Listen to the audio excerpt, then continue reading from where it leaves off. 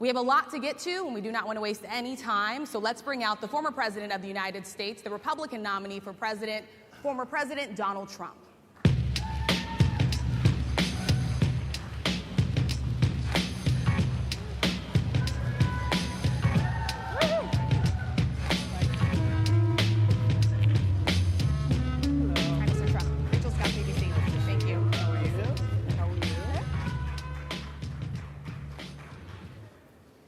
Mr. President, we so appreciate you giving us an hour of your time. I want to start by addressing the elephant in the room, sir. A lot of people did not think it was appropriate for you to be here today. You have pushed false claims about some of your rivals, from Nikki Haley to former President Barack Obama, saying that they were not born in the United States, which is not true. You have told 4 congresswomen of color who were American citizens to go back to where they came from. You have used words like animal and rabbit to describe black district attorneys. You've attacked black journalists, calling them a loser, saying the questions that they ask are, quote, stupid and racist. You've had dinner with a white supremacist at your Mar-a-Lago resort. So my question, sir, now that you are asking black supporters to vote for you, why should black voters trust you after you have used language like that? Well, first of all, I don't think I've ever been asked a question in such a horrible manner. First question. You don't even say, hello, how are you? Are you with ABC? Because I think they're a fake news network, a terrible network. And I think it's disgraceful that I came here in good spirit. I love the black population of this country. I've done so much for the black population of this country. Including employment, including opportunity zones with Senator Tim Scott of South Carolina, which is one of the greatest programs ever for black workers and black entrepreneurs. I've done so much, and you know, and I say this, historically black colleges and universities were out of money, they were stone cold broke, and I saved them, and I gave them long-term financing, and nobody else was doing it. I think it's a very rude introduction. I don't know exactly why you would do something like that. And let me go a step further. I was invited here, and I was told my opponent, whether it was Biden or Kamala, I was told my opponent was going to be here. It turned out my opponent isn't here. You invited me under false pretense. And then you said, you can't do it with Zoom. Well, you know, where's Zoom? She's going to do it with Zoom, and she's not coming. And then you were half an hour late, just so we understand. I have too much respect for you to be late. They couldn't get their equipment working or something was wrong. Mr. President, I would love if you can answer the question on your rhetoric and why you believe that black voters should trust you with another 4 years. I have been the best president for the black population since Abraham Lincoln. That's my answer. Better than President Johnson, who signed the Voting Rights Act? And for you to start off a question and answer period, especially when you're 35 minutes late because you couldn't get your equipment to work, in such a hostile manner, I think it's a disgrace. Let me just ask a follow-up, sir, and then we'll move on to other questions here. Some of your own supporters, including Republicans on Capitol Hill, have labeled Vice President Kamala Harris, who is the first black and Asian American woman to serve as vice president and be on a major party ticket, as a DEI hire. Is that acceptable language to you? And will you tell those Republicans and those supporters to stop it? How do you define DEI? Go ahead. How do you define diversity, equity, inclusion? Okay, yeah, go ahead. Is that what your definition? Give me a definition then. Would you give me a definition DEI. of that? Give me a definition of that. Sir, I'm asking you a question, a very direct question. Define it for me, if you would. I just defined it, sir. Do you believe that Vice President Kamala Harris is only on the ticket because she is a black woman? Well, I can say no. I think it's maybe a little bit different. So I've known her a long time indirectly, not directly very much, and she was always of Indian heritage, and she was only promoting Indian heritage. I didn't know she was black until a number of years ago when she happened to turn black, and now she wants to be known as black.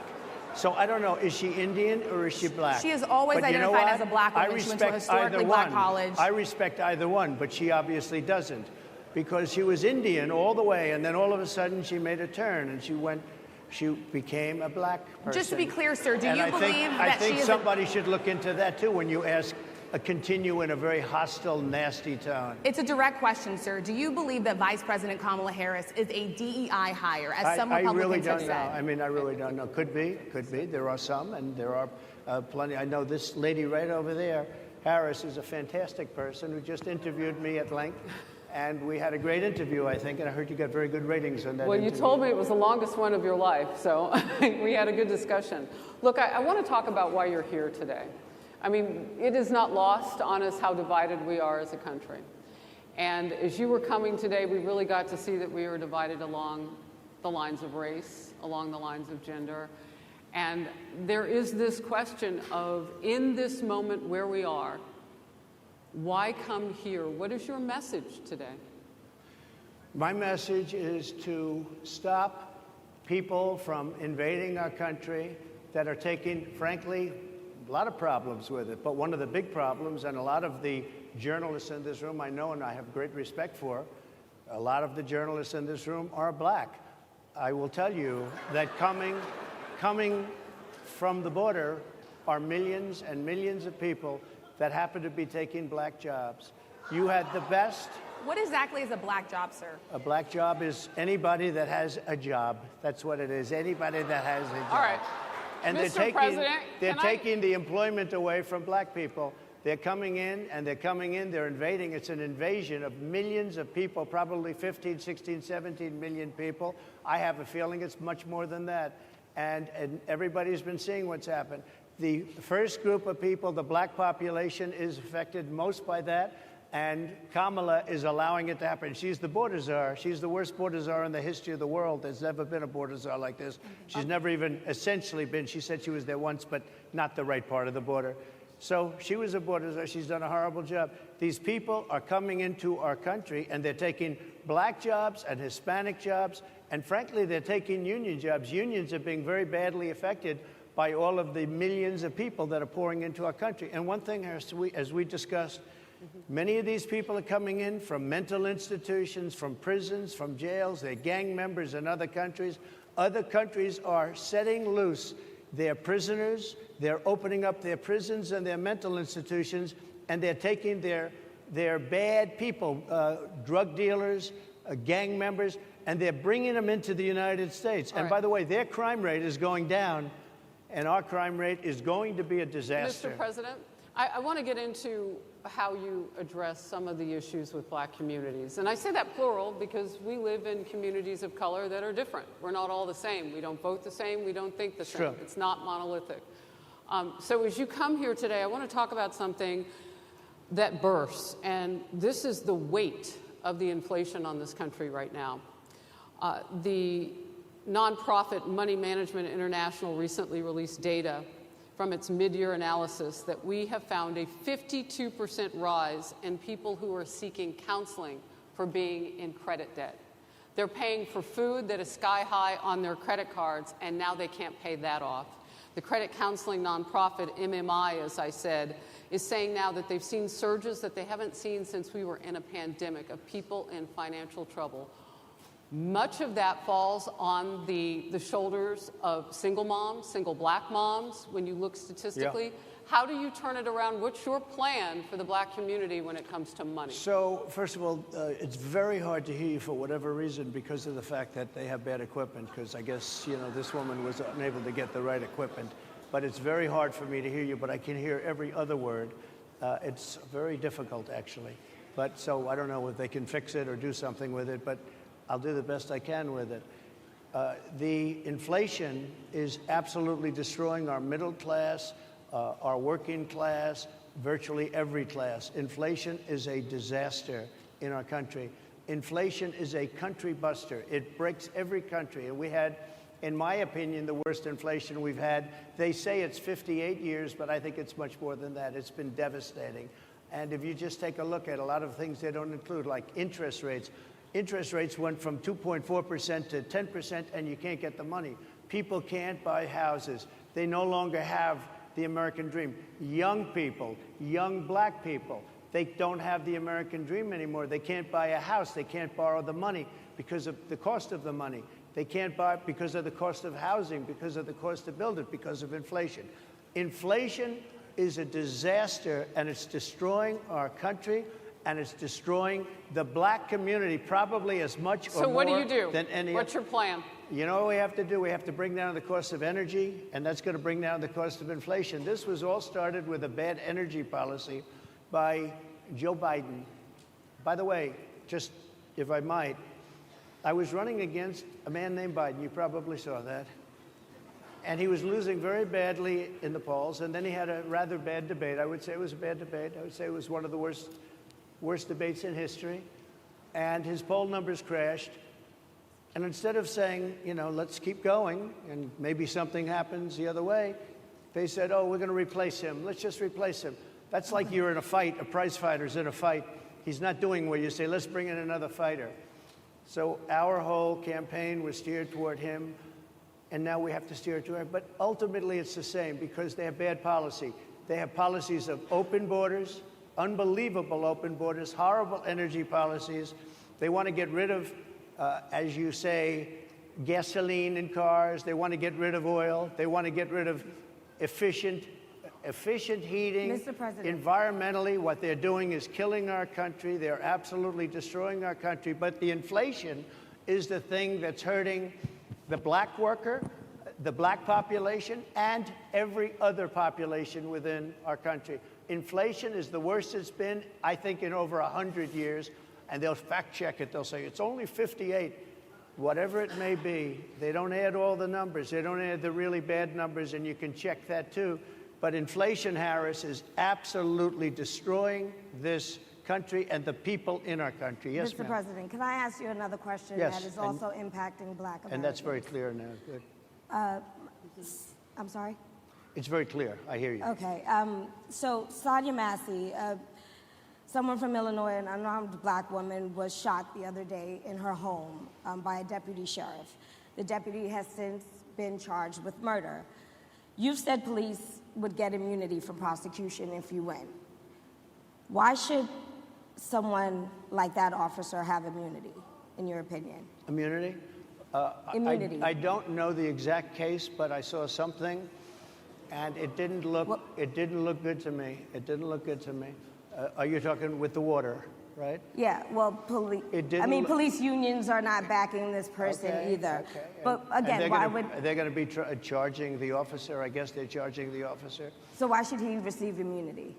Well, he might not. I mean, it depends. It depends on what happens. I'm talking about people that are much different cases than that. We need people to protect ourselves. And by the way, in Chicago, as an example, a few weeks ago, July 4th weekend, they had 117 shootings and 17 deaths. Nobody wants that. Nobody wants that. We need to have our police officers have the respect and dignity back. In this particular case, I saw something that didn't look good to me. I didn't like it. I didn't like it at all. So can you get a little more specific back to the immunity question? Who would make those distinctions? Well, right now, for the most part, people are protected by their unions, by their police unions, or by their police departments. But I'm saying if I felt, or if a group of people would feel that somebody was being unfairly prosecuted because the person did a good job maybe with crime, or made a mistake, an innocent mistake. There's a big difference between being a bad person and making an innocent mistake. But if somebody made an innocent mistake, I would want to help that person. What would those exceptions be? What would determine You an go innocent after mistake? somebody, and it's a very close call, and it's very dangerous. And you know, they have the policeman's life and woman is a very difficult thing because sometimes you have less than a second to make a life and death decision, and sometimes very bad decisions are made. They're not made from an evil standpoint, but they're made from the standpoint of they made a mistake. So I want to follow up really quickly. I find it interesting because you do talk about reining in prosecutors, especially when it comes to prosecutors that are prosecuting you. Why doesn't that skepticism apply to law enforcement? Well, I've been prosecuted because I'm a political opponent of two people that have weaponized our justice system. I've been prosecuted. I just won the big case in Florida. Everyone said that was the biggest case. That was the most difficult case. and I just won it. Now, Biden has a similar case, except much worse. I was protected under the Presidential Records Act. Biden wasn't, because he wasn't president at the time, and he had 50 years worth of documents, and they ruled that he was incompetent, and therefore he shouldn't stand trial. And I said, isn't that something? He's incompetent, and he can't stand trial, and yet he can be president. Isn't that nice? Mr. President, but they released him on the basis that he was incompetent. They said he had no memory, and he was a nice old guy, but he had no memory, and therefore we're not going to prosecute him. I won the case, and it got very little publicity. I didn't notice ABC doing any publicity on it, George. We covered you extensively, sir. I'd love to move over on to I different didn't topics notice you now. do any publicity on it at all. I won the case, the biggest case. This is an attack on a political opponent. I have another one where Sir, I have if you a don't mind, I'd hostile love judge. to. We have you for a limited time, sir. I'd love to move on to different No, topics. excuse if you. we You're the can. one that held me up at 35 minutes, just so you understand. If we can move on now to the state of the race, sir, I want to get back to the campaign. Senator J.D. Vance is your running mate. He's had a lot of controversy lately, and I want to read you a few things that he has said in the past. He said the Democrats running the country are a bunch of childless cat ladies who are miserable at their own lives and the choices they've made, and so they want to make the rest of the country miserable too. He's not talking here about how great it is to be a parent. He's attacking what he says are the choices people are making to not have children. Did you know that he had these views about people who do not have children before you picked him to be your running mate, and do you agree with him? No, I know this.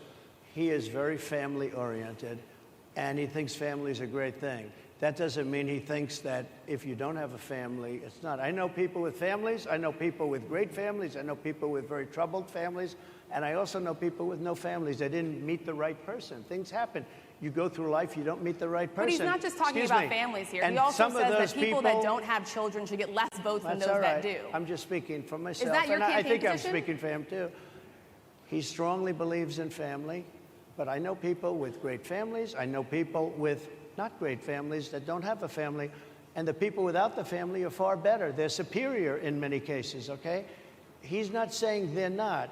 What he's saying is that he thinks the family experience is a very important thing. It's a very good thing. But that doesn't mean that if you grow up and you grow older and you don't meet somebody that would be wonderful to meet and would have been good, that that's a bad thing. He's not saying that.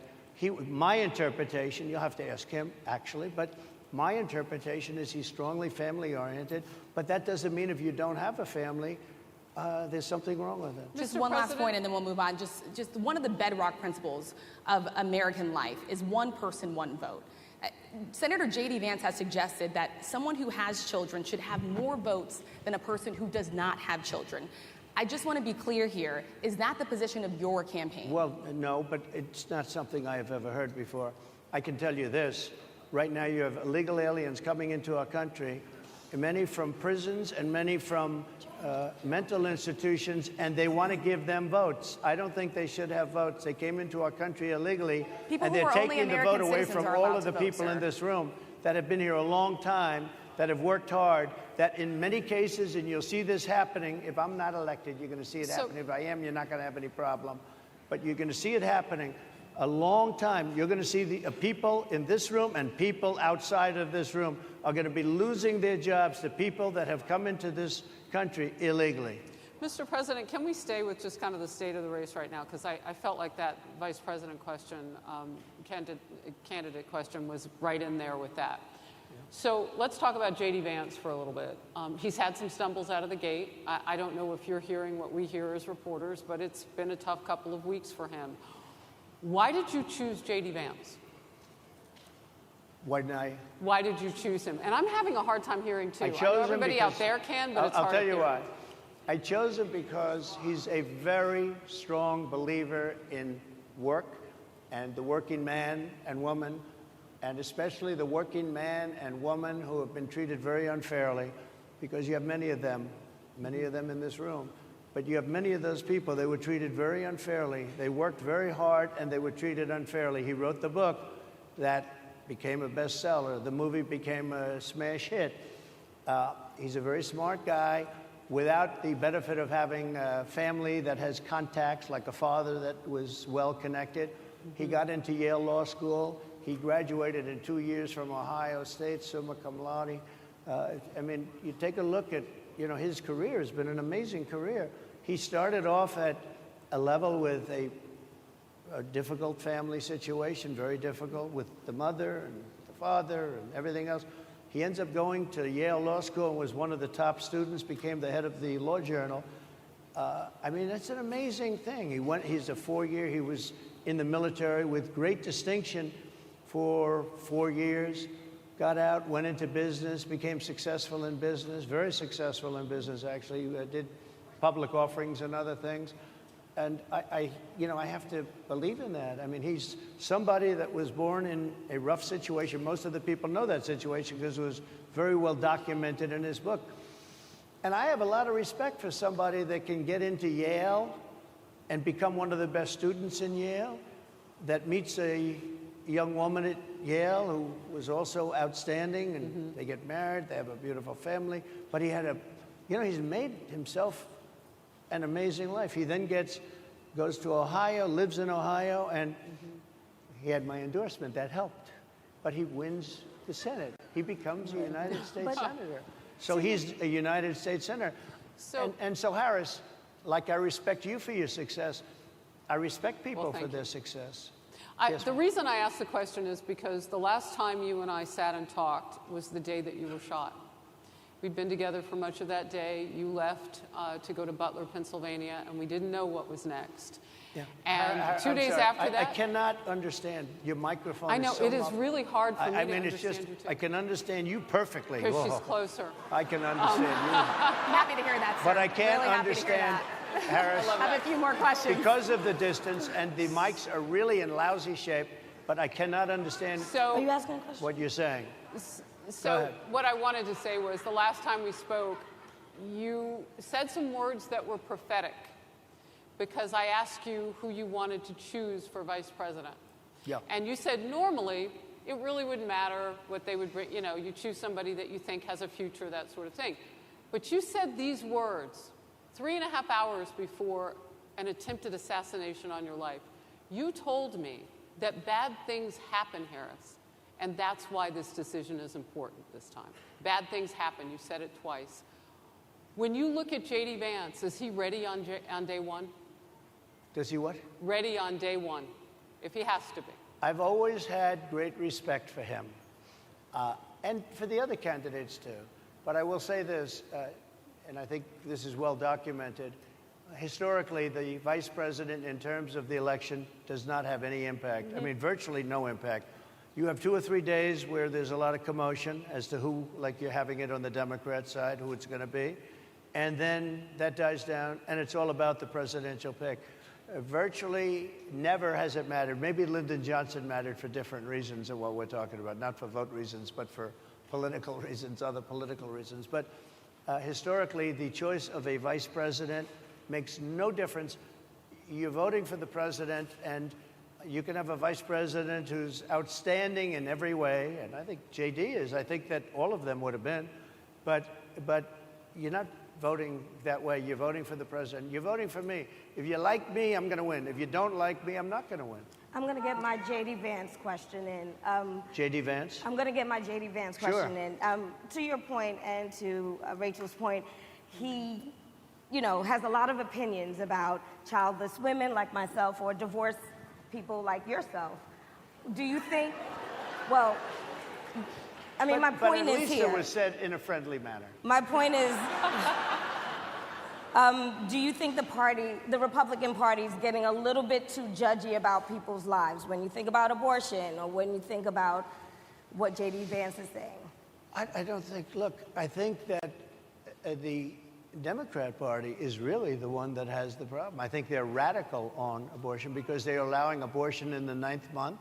They're allowing the death. But I think it's they're about allowing freedom, the death of a baby after the baby is born, based on the governor of Virginia. In every state in the country. Based on the governor of Virginia, they're allowing the death of the baby after it's born. They're allowing abortions in the 8th and 9th month. Well, Democrats have denied. I think they're right. And I think the Republican Party is actually much less. I think I've made them much less radical, perhaps, but the Republican Party, what we're doing is bringing it back to the states where everybody wanted it. Democrats, Republicans, liberals, conservatives, everybody wanted abortion brought back. They didn't want Roe v. Wade in the federal government. They wanted it, everybody But the wanted majority it of back. Americans oppose Excuse Roe me. v. Wade being overturned. They Multiple don't know polls have about showed that, this. sir. Right now, they're voting. It brought it back to the states. Now, I happen to believe in the 3 exceptions. Ronald Reagan believed with rape, incest, life of the mother. I do. I think most people do. I think most Republicans do also. But if you take a look, right now they're doing, it's an amazing thing, out of the federal government, it's in states, and people are voting. And I will say, Ohio is, let's call it a more liberal version, has been approved. Kansas, the same thing, a little bit surprising to a lot of people. But the people are now voting. And it's taking this issue that's been going on for 52 years and has torn our country apart, and it's giving it to the people to vote on. And they're voting.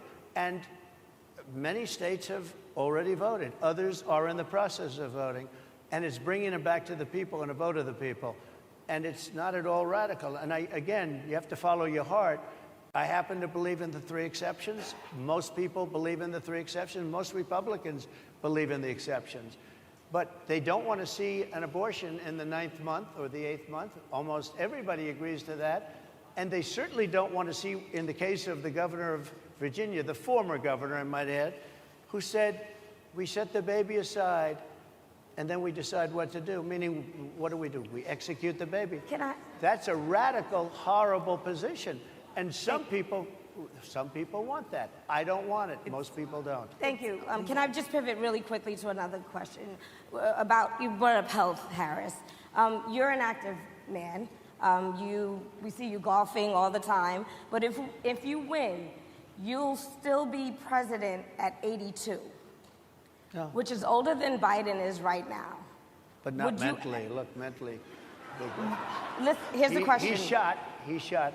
But most people, would you consider? Most people, I know many people in their 80s and their 90s that are in great shape. Some of our greatest leaders.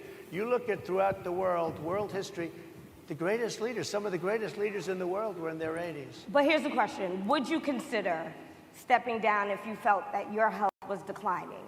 Or would you? Oh, absolutely. And who would I think I'd know. How would you make that decision? I think I'd know. Look, if I came onto a stage like this and I got treated so rudely as this woman treated me. Oh, my goodness. And I'm fine with it because she was very rude, sir. Very rude. That wasn't a question. She didn't ask me a question. She gave a statement. That wasn't a question. I repeated your statement, sir, actually. You said you would. You would Oh, make that absolutely. decision If I to step thought down. that I was failing in some way, I want people to be sharp. I'll go a step further. I want anybody running for president to take an aptitude test, to take a cognitive test. I think it's a great idea. And I took 2 of them and I aced them. Well, I took 2 of them. But let me ask you. I would like to have people running for president, and I don't mean because they're 75 or 85. I think anybody running, I'd like to do it. People say it's not constitutional. I would like to have something passed where you can do it. I think we should know. I mean, I've watched what's happened in the last couple of years under this gentleman, and our country is a mess. We have inflation. We have the millions of people falling in. We have Afghanistan, which was the worst, most embarrassing moment in the history of our country. What he has done to our country, and her too, what they've done to our country, she has been a horrible vice president. She's considered the worst vice president in the history of our country. Mr. Don't mean President. to interrupt you, but would you consider taking the cognitive test? Mr. President. I would love to do it. And make it public. Well, I've already taken 2 of them, but I'll do it again. Mr. President, how do you intend to... I suggested, Harris, that let's take one. I said, Joe and I will go and take a cognitive test. Now, I'd do it with her, too. I would do it with her also. You know what? She failed her law exam. She didn't pass her law exam, so maybe she wouldn't pass the cognitive test. Mr. President... Are you saying she wouldn't pass? Just to be clear... I'm just giving you the facts. To be clear, you don't think Harris... How do you intend... She didn't pass her bar exam, and she didn't think she would pass it, and she didn't think she was going to ever pass it. And I don't know what happened. Maybe she passed it. She did pass it. There's a man over here. I think he must work for her. Mr. President, I would love to ask you about January 6th. You've called yourself the candidate of law and order. Yeah. When Time Magazine asked you if you would consider pardoning all the rioters, you said, yes, absolutely. Sure. You called them patriots. 140 police officers were assaulted that day. Their injuries included broken bones, at least one officer lost an eye, one had 2 cracked ribs, 2 smashed spinal discs, another had a stroke. Were the people who assaulted those 140 officers, including those I just mentioned, patriots who deserve pardons? Well, let me bring it back to modern day. Like about 5 days ago, we had an attack on the Capitol, a horrible attack on the Capitol. You saw the people that were protesting and spraying these incredible monuments, bells, lions, all these magnificent limestone and granite with red paint, red spray paint, that will never actually come off, especially in the limestone. It will never, I'm a builder, I know about this stuff. It'll never, you'll see it in 100 years from now. They viciously attacked our government. They fought with police. They fought with them much more openly than I saw on January 6th. What's going to happen to those people? What's going to happen to the people in Portland that destroyed that city? But sir, my question is on those. What's going to happen to the people that tried to burn down? My question is on those rioters who assaulted Excuse me. officers. You have to would you pardon what's those going to people? happen? Oh, absolutely, I would. You If would they're pardon innocent, those? If they're innocent, I would pardon them. They've been convicted. And by the way, the Supreme Court just well, they were convicted by a very tough system. How come the people that tried to burn down Minneapolis, how come the people that took over a large percentage of Seattle, how come nothing happened to them? How come the people But sir, we're talking about people that were seen beating officers with flagpoles, dragging them down the stairs. They're on video. Have you seen that video, sir? Oh, really? Well, they you would pardon those. You would pardon those rioters? They shot a young lady in the face who was protesting. They shot her in the face. You know, nobody died that day. You do know that. But people died in Seattle. Nobody died, but people died in Minneapolis. You know people died in Minneapolis. And nothing happens, and nobody ever talks, and nothing happens to those people. But you went after the J6 people with a vengeance. And I'll tell you what about the cops that were, and I'm all for the police, as you know, but what about the police that are ushering everybody into the Capitol? Go in, go in, go in. What about that? Look, nothing is perfect in life. But you have people from Minneapolis, you have people just from 5 days ago in Washington, D.C. They were having fistfights and fighting with the police. They were spraying and destroying. They were desecrating our monuments in Washington, D.C. 5 days ago, and nothing happened to them. And you can't have two systems of justice. That's why they went after me as a political opponent, because they felt they couldn't win without doing that. And we're going to win our cases, and we're going to be vindicated. But I have to spend a lot of time on that and money. That's what they want. After the election, they won't care. Although in my case, I think they probably will, because the hatred is pretty deep. But I'll tell you, they went after me as a political opponent. That's never happened in our country before, and it sets a terrible, terrible precedent. What do you do on day one if you win? What's your first thing? What do? I close the border. And I do two things, because I can do a lot of things simultaneously. I close the border. We don't want people coming in. We want people to come in, Harris, but they have to be vetted. They have to be checked. They have to come in legally. I want people to come into our country, but they have to be vetted. They have to be checked. So when you say, what do? That, and I drill, baby, drill. I bring energy way down. I bring interest rates down. I bring inflation way down, so people can buy bacon again, so people can buy a ham sandwich again, so that people can go to a restaurant and afford it. Because right now, people can't buy food. Your grocery bills are up 40, 50, 60%, right? She's agreeing to me. Oh, she's agreeing. Thank you. I like you very much. Mr. President, I think we are. But it's true. Your grocery bills are up.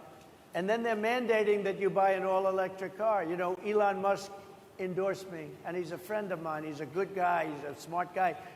But I'm against everybody having an electric car, okay? I'm very much against that. You have to be able to, if you want a hybrid or if you want a gasoline-propelled car. But, you know, we have more liquid gold, gasoline, oil, under our feet than any other country. More than Saudi Arabia, more than Russia, more than any other country. I want to use it. I want to use what we have. I want to bring down prices, bring down costs.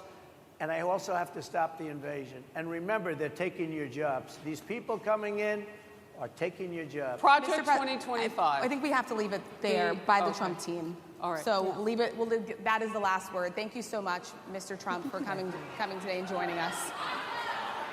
Well, thank you very much.